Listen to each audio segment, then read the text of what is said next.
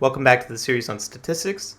If you've been following my statistics videos, I feel like I've glazed over a couple ideas that I want to kind of revisit here.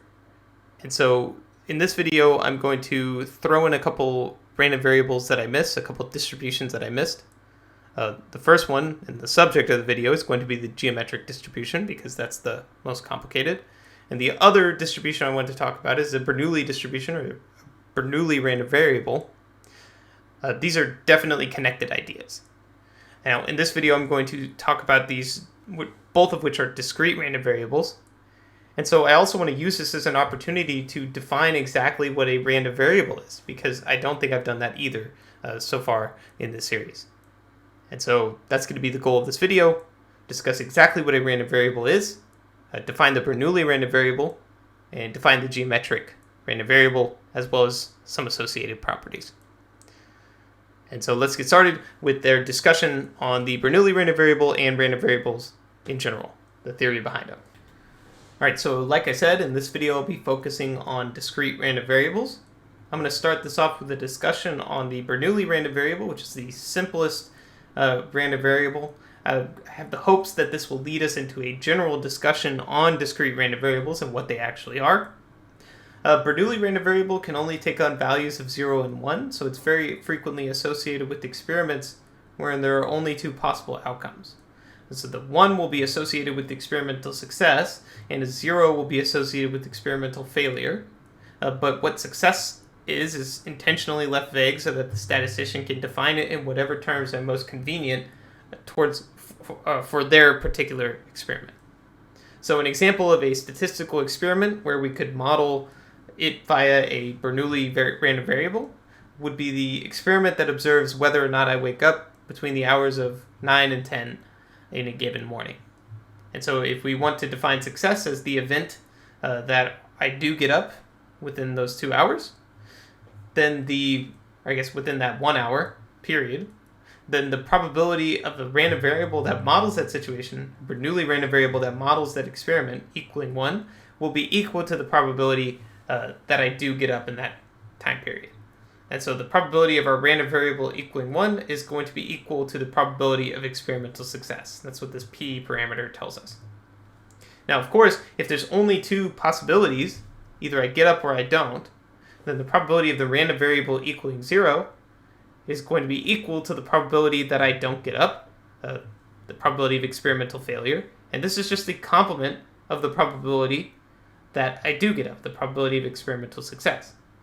If there's a 25% chance that I do get up, then there's a 75% chance that I don't, because those are the only two possibilities.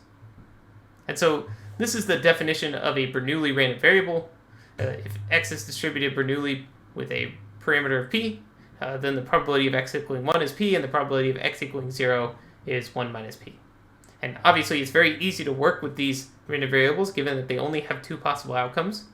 For instance, if we want the expected value of this random variable, then we just need to sum up the value of those possible outcomes multiplied by the probability that they occur for all possible outcomes. But there's only two, so that's very easy. This is just 1 times the probability that the random variable is equal to 1, plus 0 times the probability that the random variable is equal to 0. But the probability, this is just going to get canceled, and the probability of the random variable equaling 1 is defined as p, and so that's just going to be p times 1, so the expected value here is equal to 1. Similarly, if we want to find the standard deviation, we can do the exact same thing with the second moment. And so the second moment here is just going to be, we would have 1 squared times the probability of x equaling 1, plus 0 times the probability of x equaling 0. And so this will go to 0 once again, and 1 squared times p is just going to be equal to p as well. And so this is also equal to p. And so if we want the variance, the variance is just the second moment minus the first moment squared. And so that's just p minus p squared. And so this is just p times 1 minus p. And so this also tells us the standard deviation is the square root of p times 1 minus p. Now, hopefully you can see some connections here. First of all, this kind of illustrates how easy it is to work with these Bernoulli random variables. It makes the math very simple when there's only two possibilities. But hopefully you can see some connection here between the Bernoulli random variable and the binomial distribution. And that connection is not a coincidence. One of the assumptions that we made for the binomial distribution was that it's a distribution that models a sequence of trials, and in each one of those trials there's only two possible outcomes. We called that experimental success and failure. And so in each one of those trials we were looking at a Bernoulli random variable. It was a random variable that only has two possible outcomes, 0 or 1, 1 being associated with experimental success. The additional assumptions for the binomial distribution were that the outcome of one trial did not influence the outcome of any of the other trials. And so that's just an assumption of independence amongst those trials. And then the final assumption that we made is that the probability of experimental success in each one of those trials remained constant. And so that tells you that you're dealing with multiple different Bernoulli random variables, but each one of them is independent, and they're also identically distributed because the probability of success is going to be constant along each of those trials. So we have different independent and identically distributed Bernoulli random variables. Because of the property of expectation, the linearity of expectation, which we have discussed on this channel before in my proof of the central limit theory. I think I only proved it in the continuous case, but it's equally valid in the discrete case. The proof is just a little bit different. But because of the linearity of expectation, that tells us that the expected value of the sum of several different random variables is just equal to the sum of the expected value of those random variables. So if we're looking at different independent and identically distributed Bernoulli random variables, then the expected value of their sum, the expected value of each of is just the sum of the expected value of each of them, but the expected value of each of them is just going to be the same. It's just p, since that probability of success is the same in each trial. And so the sum of all of those is just the product of that, however many of those random variables you have. And so that's just n times p. And so because of the linearity of expectation, the mean of a binomial distribution it's pretty immediate from these Bernoulli random variables. This is kind of an easier way to derive these properties for the binomial distribution than the method that we showed in the derivation for the binomial distribution, but this relies on the Bernoulli random variable, the Bernoulli distribution. Similarly, if you wanted to find the standard deviation of the binomial distribution, you would go through a very similar process, but you can't add standard deviations, you have to add variances. And so if you took the second moment and worked through the exact same process, you would find that by the linearity of expectation, the variance for the sum of n different Bernoulli random variables would just be np times 1 minus p, and thereby the standard deviation would just be the square root of this quantity. And that's exactly what the mean and standard deviation are for the binomial distribution. And so that's the connection there. So now that we've worked through what a Bernoulli random variable is, or Bernoulli distribution, and we've saw its connection to the binomial distribution, now I want to talk a little bit about what a random variable actually is in the discrete case. So let's let x be a random variable distributed Bernoulli p, and let's let f be the function that's the probability mass function for that random variable x. And so what's really going on here is that we've defined x as it is a Bernoulli random variable. This is going to be a random variable that's equal to 1 if experimental success is observed, and it's equal to 0 if experimental failure is observed. And so if you really ask somebody what a random variable is, it's pretty abstract, and it's kind of hard to answer. But the easiest way to think of this is that the random variable is a function. It's a function. And it's a function, what's it going to take as input? It's going to take as input the outcome of your experiment. And so we've defined previously in the statistics series, the set of all possible outcomes for an experiment is known as our sample space. It's typically denoted omega. And so this is going to be the domain of this function. It's going to map outcomes or events in our sample space. It's going to map them to a different codomain. Now in this case, it's mapping those experimental outcomes to the numbers 1 and 0, depending on what they are. So it contains some rule for mapping those experimental outcomes to the numbers 1 and 0. But in general, these random variables are just going to map to either, most commonly, they're going to map to the real numbers or some subset of the real numbers. Note that this does not have to be a proper subset. It can be the real numbers themselves. But this is a function that's going to map very typically from our sample space to the real numbers. Now, this requirement that it maps to the real numbers is actually too restrictive. The technical requirement is that it needs to map to a measurable space. But what is a measurable space? I actually personally don't know. I haven't taken measure theory. I'm a statistician, not a pure mathematician. And trying to come up with a concise answer was very difficult for this video. So I'm just going to admit my ignorance and say I don't know what a measurable space is. But this is just a function that will map from their sample space to some measurable space. And so the way I like to think of that is that it's a function that's going to translate events in reality into numbers that we can more easily work with. And I hope that's an explanation that's clear enough. And I hope that this example is pretty easy, because if you think about this example, you have any type of experiment, and you can imagine that the experiment will result in different outcomes, either experimental success or failure. And this can take on different forms depending on what your experiment is. But for any experiment, you can imagine that there's some set of outcomes in reality. And this random variable is just sort of translating that into numbers. And so that's easier to work with. Now, it doesn't have to be the numbers 1 and 0. For instance, if we had a Poisson distributed random variable with a rate parameter of lambda, that's going to tell you the probability of specific, or it will encode information. So, for instance, if you're operating a call center and you receive on average 100 calls in an hour, technically it's possible you'll receive 0, 1, 2, all the way up to countably infinite amounts of calls at that call center. It's just that those probabilities are so slim once you get far enough away from the average amount, that 100. But you can imagine that this sample space here is technically countably infinite. There's the event that you receive 0 calls, the event that you receive 1 call. But those are not numbers, and there's an obvious way to translate those into numbers so that they're easier to work with. It's to map that event that you get 0 calls to the number 0. It's to map that event that you get 3 calls to the number 3. And so that Poisson distributed random variable, what it's doing is it's taking that information about reality, the number of calls that you receive, and it's mapping it to a real number. That's the number 3, for instance, if you receive 3 calls. And then that opens up the opportunity to actually work with those numbers, which we couldn't do if we were dealing with events in reality.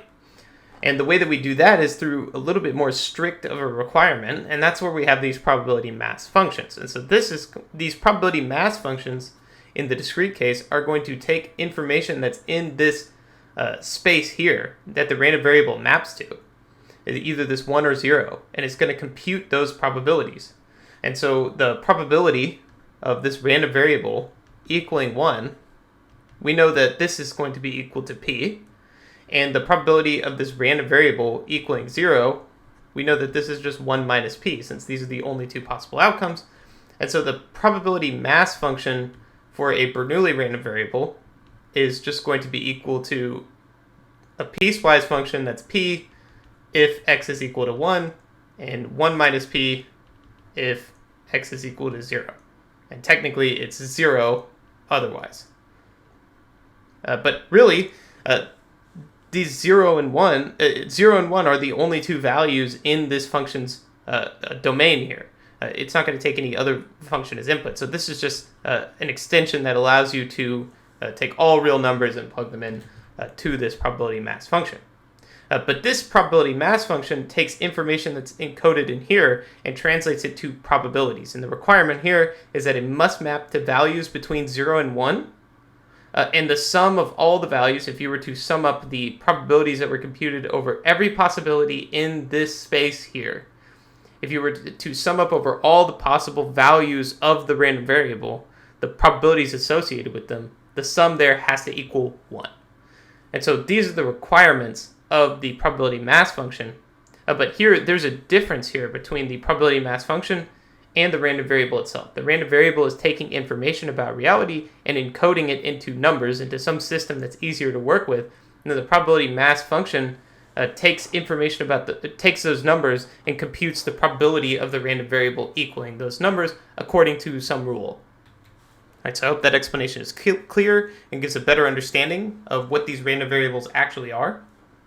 And now let's move forward and talk about the geometric distribution, or geometrically distributed random variables. All right, so coming back to the beginning statement of the video, we see that the geometric distribution models the number of failures before the first success in a sequence of Bernoulli trials. And so I would argue that this distribution is very easy to derive. And so, first of all, some notation. Let's let x be a geometrically distributed random variable with a parameter of p. And this parameter is the probability of success in any given trial. And so we want to answer the question of we want to answer the question of what's the probability of there being k failures, the probability of there being k failures before the first instance in success in a sequence of Bernoulli trials. And so that would be the probability of this random variable equaling k. And so, well, what's the probability? The only way that this could happen is if in every single trial up to the kth trial, the only way this could happen if we're having k failures and then a success.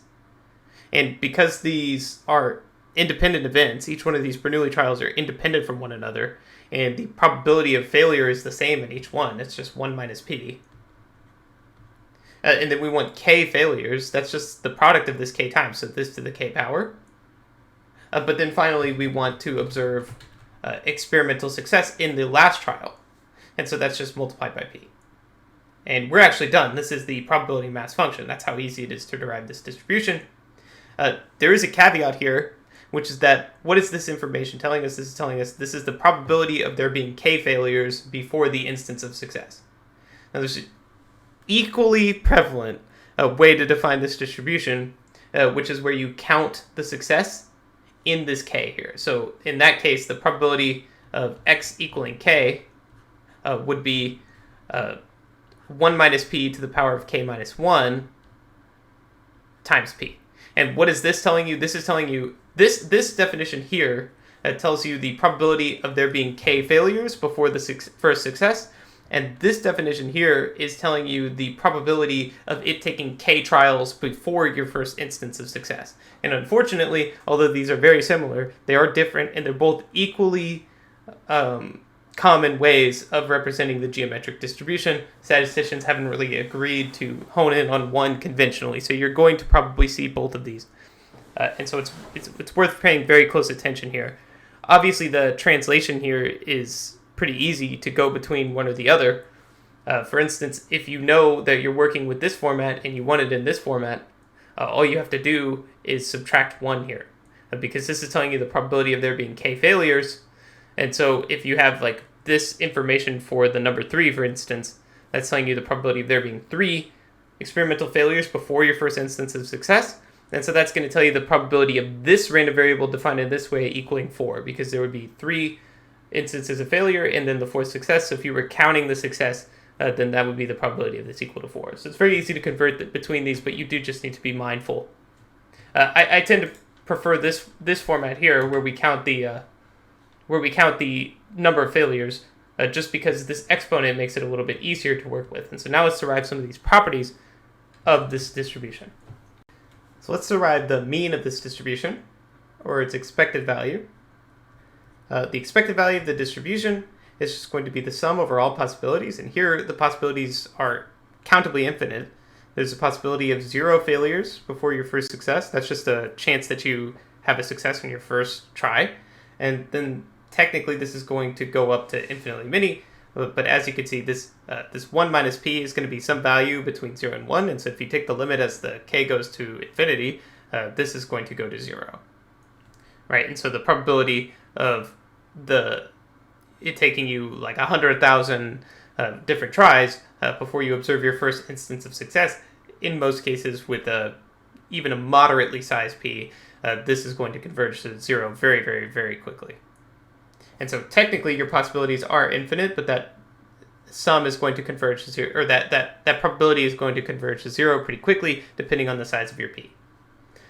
But nevertheless, it's going to be the value of that random variable at that point, so that's just going to be our k, that's the number of different failures, multiplied by the probability of the random variable taking on that value k, which is just the PMF evaluated at k, and that's just 1 minus p to the k multiplied by p.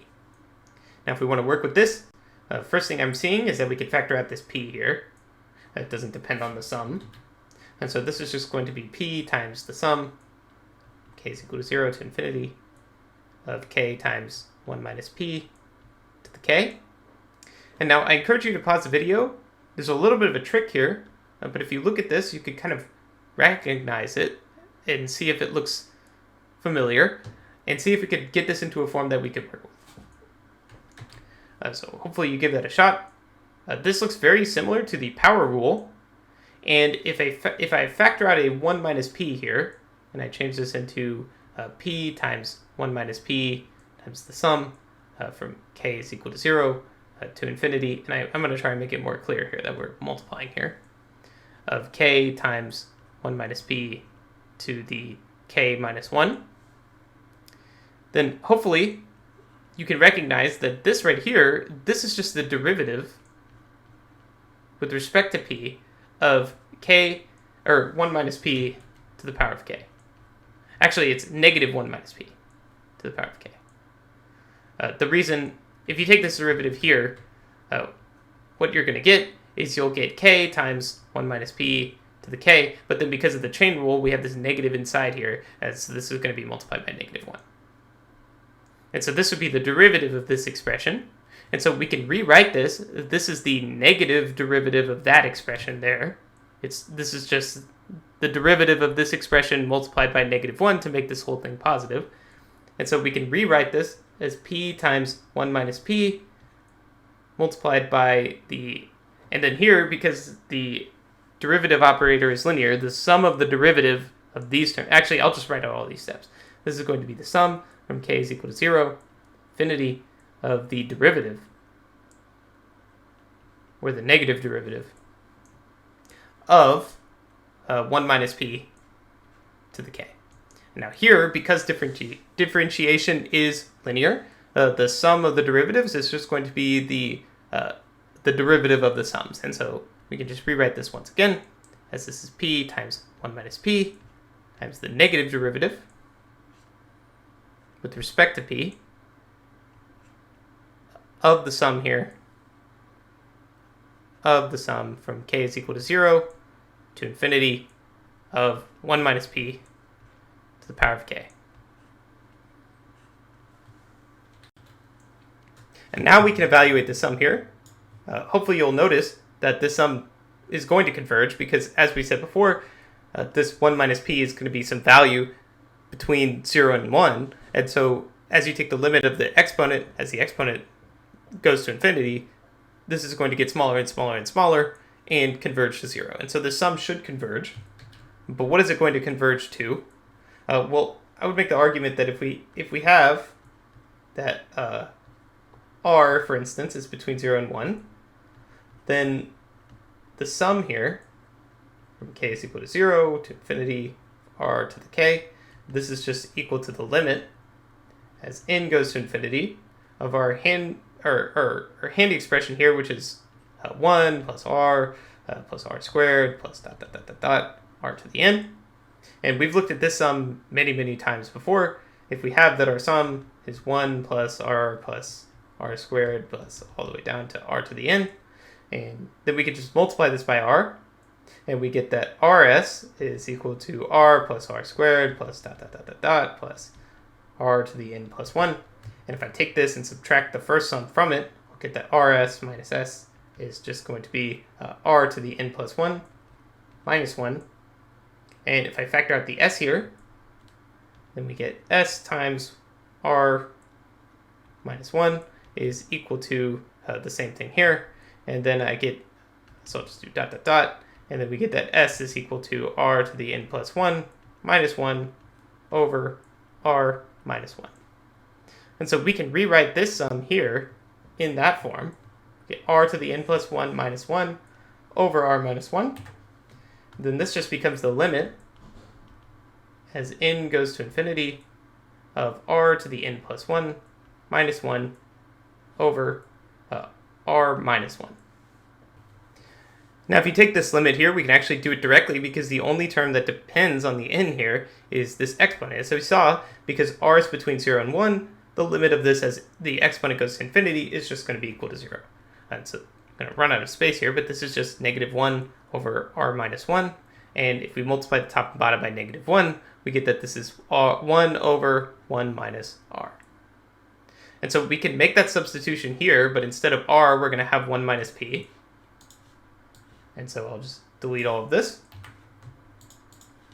And all of this will condense a little bit. Get p, we're taking this expression right here.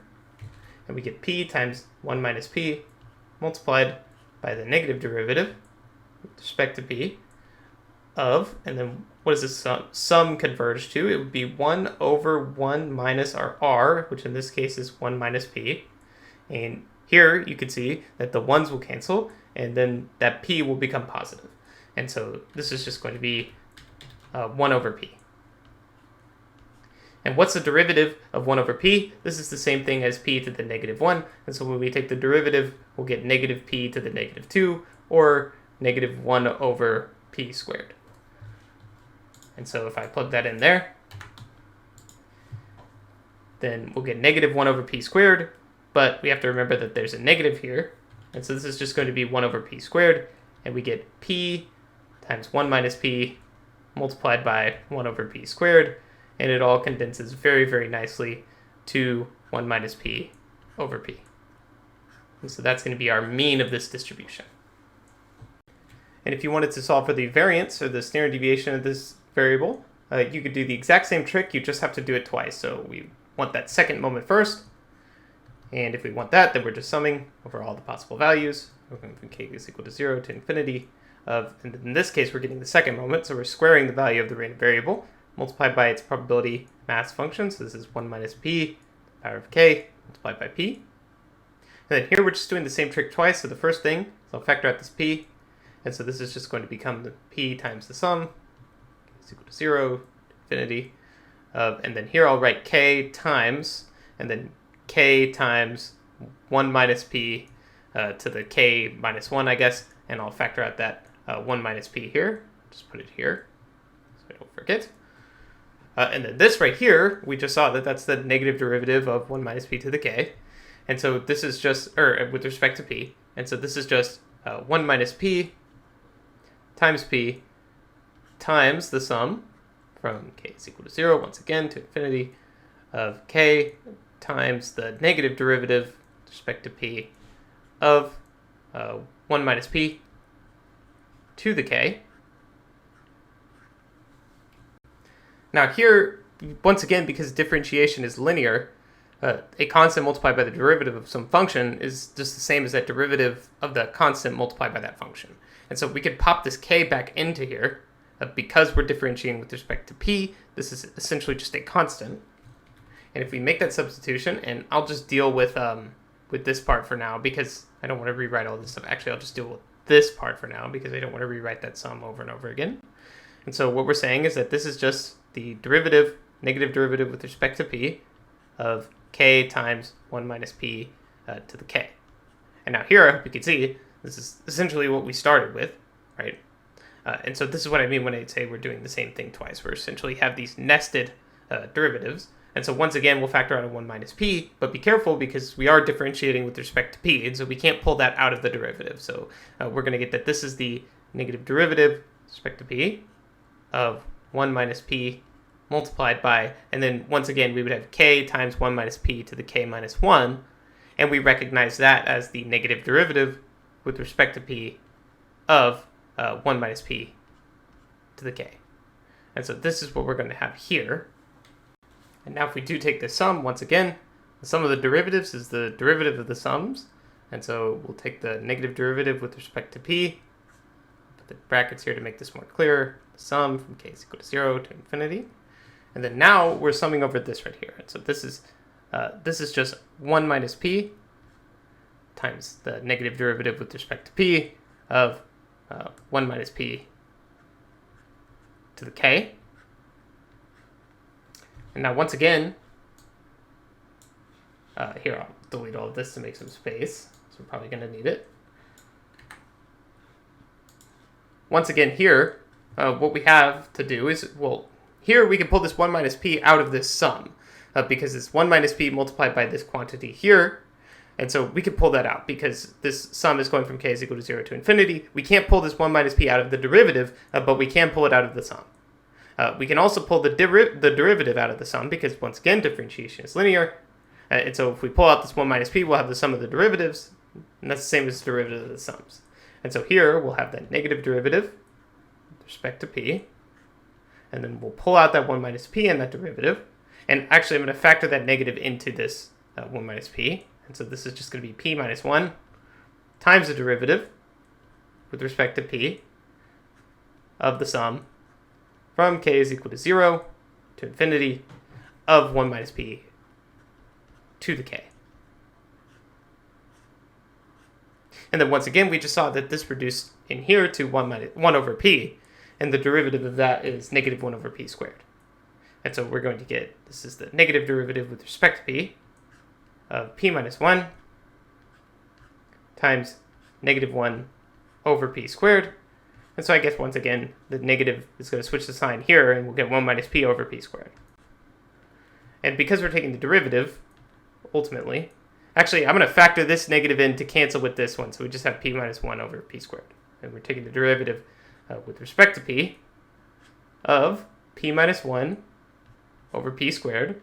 But that looks obnoxious, so I'm just going to call this 1 over p minus 1 over p squared. And so that, essentially, we're just breaking it up, but then we'll do get that 1 over p minus 1 over p squared. And now this becomes a very easy derivative to do. Derivative of 1 over p is negative 1 over p squared. This is negative 1 over p squared. And then what do we have here? We have negative p to the negative 2, so this is just 2p to the negative 3. And so this is going to be plus 2 over p cubed.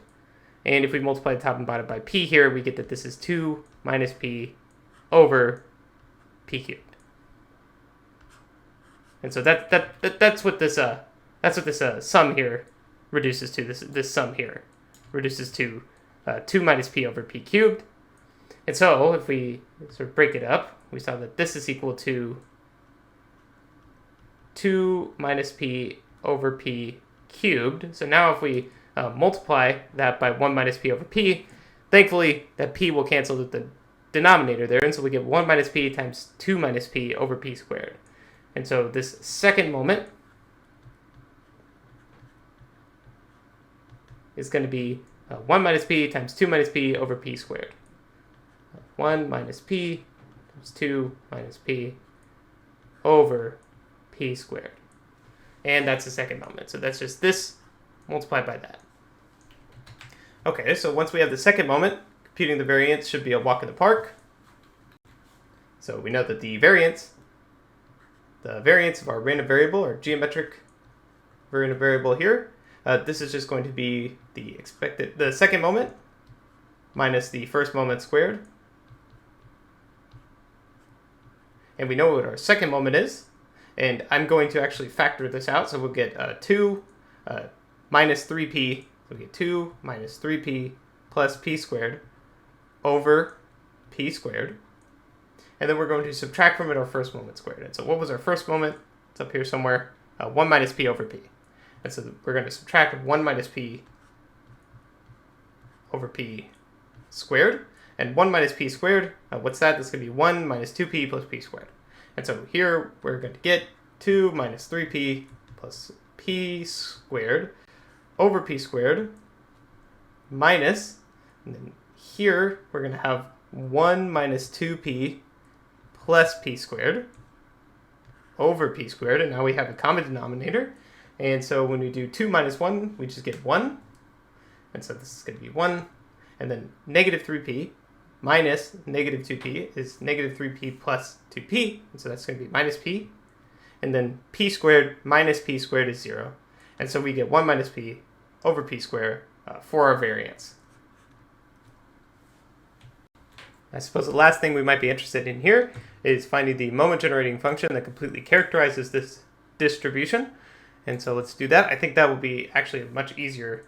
Once again, I'm going to have to make some space here. But I think that's actually going to be easier than finding the standard deviation or the variance. And so if we want the moment generating function, just remind ourselves that the moment generating function for this random variable, for a geometric distribution, It's going to be some function involving some dummy variable. I like to use s. This is just the expected value of e to the s big X, right? And we know from the law of the unconscious statistician that this is just the sum over all the possible values. Here we're dealing with a discrete random variable, but we're going to go over all the possible values for the outcome of this random variable. We'll iterate over e to the s x, or e to the sk. That's the value that that random variable will take on. And then we multiply by the probability that it takes on that value k. And so that's just our probability mass function. So this is 1 minus p to the k multiplied by p. And so once again, we can pull out this p. That's pretty easy. And then I'm noticing we have 1 minus p. We have some exponential here. We have some exponential here. And so I'm going to rewrite this 1 minus p as e to the power of the natural log of 1 minus p. I'm pretty sure that most people would follow that. And so we factor out this p. We go over the sum for all the possible values for this random variable. And we get e to the sk multiplied by e to the power of the natural log of 1 minus p. And then that's just going to be 1 minus p by the definition of the natural log. And we're going to raise that to the power of k. And now we could just pull that k in by the property of exponents and multiply by this exponent. And then now we have like bases here. We could just add these exponents. And here we have sk, and then we have some constant multiplied by k. And so they're both dealing with k. And so essentially we're just going to factor this whole thing into p multiplied by the sum from k is equal to 0 to infinity of e to the s plus the natural log of 1 minus p. And we're multiplying that by k. And so that's going to give us sk plus natural log of 1 minus p times k. Okay, and so now I can rewrite this once again. I guess I don't need to do that much rewriting. But if I get rid of that k, by the properties of exponents, I can also pull that out. Like that. And now this in here, this is just going to be some number. It's e to the power of some number plus some other number. And so this is just some constant in here. And we know that the sum will converge. Or well, let me back it up a little bit. We know that our moment generating function, if it exists, we need to find some value of s such that this expected value exists. And what is in this case, what does that mean? It means that there must be some value of s such that this sum here converges. Now, we know that the sum will converge if this value in here is between 0 and 1. Now, this is an exponential, so this is never going to be less than 0, no matter what this exponent is. This is asymptotically the lowest it could ever be is 0. As this goes to negative infinity, e to the power of negative infinity would go to 0. But no matter what number we put in there, it can never be equal to 0. And so essentially what we're saying is that this quantity here, this is strictly greater than 0. But if we add some condition, that this quantity is less than 1, then we know that this entire sum will converge. And that's the exact same argument that we were making up above when we used the geometric sum to find that 1 over 1 minus r to find for the rate that's between 0 and 1. And so essentially this condition is obvious just by the properties of exponentials, but then this condition is the condition that we need to satisfy in order for this sum to converge. And so I'm just going to get rid of the obvious part, and I'm going to add the condition here that for this condition, so long as this sum here, or so long as this quantity here is less than 1, as long as this quantity is less than 1, then the sum is going to converge, because then this will just be some quantity that's less than 1 multiplied by itself, eventually infinitely many times, and that's going to converge. And what's that going to converge to? We saw that this will converge to 1 over 1 minus, and then our rate. And here our rate is just this value here, and so this is just going to be e to the s plus the natural log of 1 minus p. And now I can sort of play around with these things to make them look nicer. First of all, I'll deal with the actual moment generating function itself. I guess there's a p here, so we're going to multiply p by the result of the sum. That's what the sum will converge to, but then we have the p, so this expression up here will equal this. And I could just rewrite this one here to be e to the power of s multiplied by e to the power of natural log of 1 minus p, just by the properties of exponents. E to the power of the natural log of 1 minus p is 1 minus p. So this is just going to become p over 1 minus e to the s multiplied by 1 minus p. And so that's what that becomes. And then what happens to this condition over here? If I take the natural log of both sides, and so I'm going to rewrite this. Actually, not yet. Figure out what the condition is going to be first. We'll have that s plus the natural log of 1 minus p will be less than the natural log of 1. Now, if we want to solve for s, so that we have the condition based on s, we're going to subtract the natural log of 1 minus p from both sides.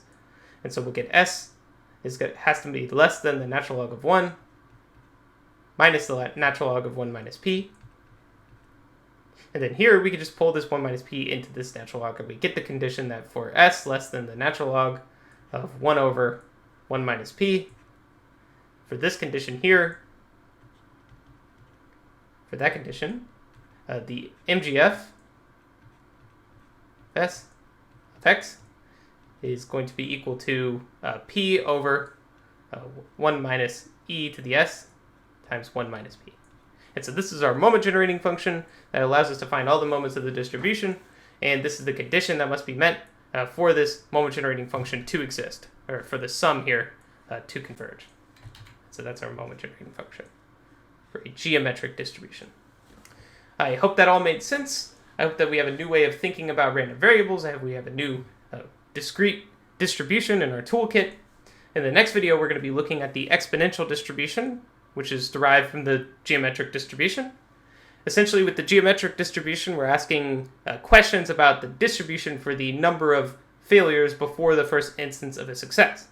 The exponential distribution is going to be the continuous analog of that, wherein we're no longer interested in how many trials before the first instance of success, but we're more interested in, given a average rate of success over some time interval, what is the distribution for the amount of time you would have to wait before your first instance of success. And so it's very much connected to the geometric distribution. We're going to derive the exponential distribution from the geometric distribution in a very similar way to how we derive the Poisson distribution from the binomial distribution. But because that is dealing with time, that's going to be a continuous distribution. So hope that's something to look forward to, and I'll see you guys in the next video.